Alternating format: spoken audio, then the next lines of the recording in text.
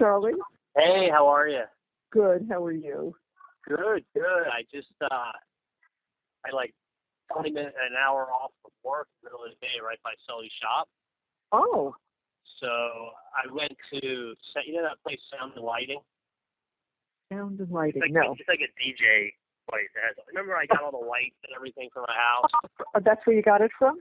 Yeah. They have like all kinds of like really, really cool stuff. So I went and bought Sully's kid a fog machine and some laser lights so he can like DJ at the house. Can you do that? You mean the little guy? Yeah. Can you do that? Yeah, well, the lights just put in and the lights just are activated by music. It's remote. Oh, cool. Very cool. So and then you can go on an app on the iPhone, this thing and like create music and stuff like that. Oh, what a nice thing to do. So, yeah, so I did that for him. Very nice. And now I'm driving back to the office. So what do you think of the apartment? Well, the only apartment that see it, that's all. You just won't be able to use it. You won't be able to look out. Well, you can look out. It's like a light blue tint that they put on the window. So you can look out. But do you access the balcony? No. Oh, you can't use the balcony? No. That's why they reduced it by $5,000. They could reduce it by $8,000. Maybe I will take it. I'd offer them $5,000. That's what it's worth.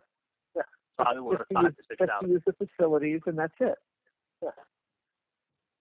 So they said, they came down and said, how flexible? Well, the owner's a little flexible. I mean, he's already come down $5,000.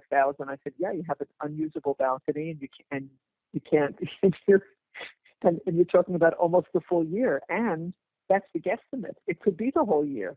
Yeah. So. Yeah, I wouldn't. Yeah. He knows he's got a problem with that. People have to be living. They won't rent it out. They will. It'll be a $6,000 rental, and it'll be worth it for $6,000. For $6,000, I would take it. I would tell them, listen, you can use half of what's nice about it. You want 12, I'll give you 6. Yeah. And for 6, it would be worth it to have the security, to have the facilities. And, you know, if and this is a big if you like something, the answer is figure out if you can afford it. And if you like it, get it. It's a very simple equation because it's all about enjoying every day and if you can afford it. Because you can't take it with you. You know, if it was $20,000, I'd say no. But at 12, I mean, see what negotiations you could do. And the question is, do you really want it? If you really want it, then I go get it. Yeah, I mean, was it really? The kitchen was amazing. I really liked the kitchen. The round bed that moved in a circular fashion. It had a built-in jacuzzi in the bedroom. Gorgeous. In the bedroom. In the bedroom, it had a built-in jacuzzi. It had a waterfall, like one of these Asian waterfalls that went down the wall with lights and water. 1 second, talk to Grandpa. Let me just have 1 minute to talk to Uncle Charlie. Did you what, honey? No Netflix. No. So it had a waterfall that goes down the wall for the jacuzzi. It's got lighting. You go into the bathroom where it has a private toilet, and it's got the Japanese toilet that kind of does everything for you. Oh, it's got yeah. It's got the Japanese toilet. It's got lighting and features and walls, stuff that I've never. I mean, is it my taste? Is it ultra modern that I like? No, but I said to Clint, it separates that from the living room, so you can close that off. And where else did it have? Oh, the TV set in the living room that drops down from the ceiling, and you could watch it from the living room couch, or you press another button and it about faces, and you could watch it from the bedroom. The toys in that apartment. I spoke to him for 2 seconds. He said the guy put like $1 million in the apartment. Oh yeah. Can I just tell you something? And this is just my philosophy. It's always been my philosophy, but especially this week, it's been my philosophy even more. you only live once, and it's not like you're 35 where it's like, all right, I've got my money. I got to make my money last 50 years. I can't be a moron. Right. What you and Dad need to say to yourself is, number one, is this really so cool? Something I'd never I never thought I'd live in a million years. Okay. And then you got to say this. Don't look at the number. Just say, can I afford it? Can I afford it? Right. Not does it make sense? Because you know what the truth is? It's an absurd amount to pay a month for an apartment. Oh, it's ridiculous. But if you knew you were going to live another 30 years, I would say that's absurd. But right. What you have to remember is this, and I hate to say it to you. No, I know. I have a limited span. I know. Everyone has a limited span. Yeah. Okay. But there's also, when you get to this age, you're really more limited. Listen, and people understand it very well, and that's why they sell a car when it's got 100,000 miles on it. Right? Because it's like, well, 150,000 miles. A car's not going to run for 1 million miles. Everyone knows that.